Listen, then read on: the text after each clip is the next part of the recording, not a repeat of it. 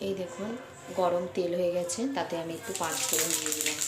পাঁচফোড়নটা গরম হয়ে গেছে, ভাজা হয়ে গেছে, তাতে আমি উচ্ছেগুলো দিয়ে দিলাম।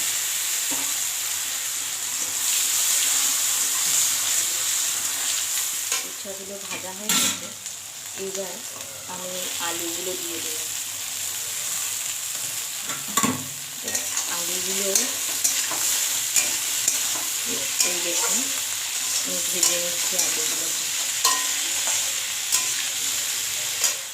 সে আলু ভাজাটা হয়ে গেছে, তো একে একে সব উপকরণগুলোর মধ্যে আমি আগে পেঁয়াজটা দিয়ে দিচ্ছি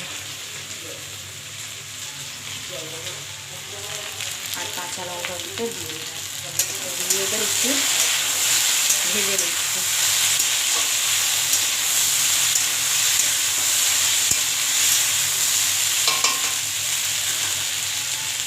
আমার সবটা ভাজা হয়ে গেছে, একে একে সব উপকরণগুলো আমি দিয়ে দিচ্ছি। এবার দিয়ে আবারও নাড়াচাড়া দেবো, নাড়াচাড়া করে দিলাম একটু।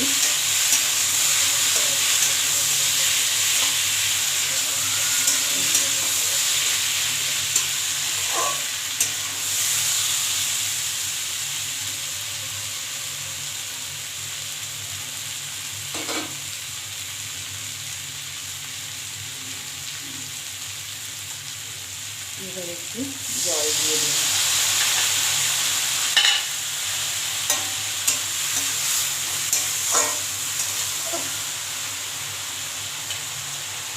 এবার ভেজে রাখা মাছের তেলটা দিয়ে দিন।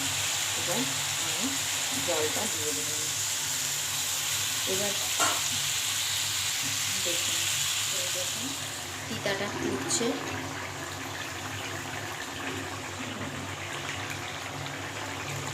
মাছের তেল দিয়ে তিতা তরকারি হয়ে গেছে। তো আপনাকে মাছের তেলটা দেখিয়ে দিই। এই দেখুন সেই মাছের তেল দিয়ে ঘরে করে দেখবেন, খুব সুন্দর খেতে হবে। আপাতত এইটুকুনি, আবার দেখা হবে পরের একটা ভিডিও নিয়ে। টাটা।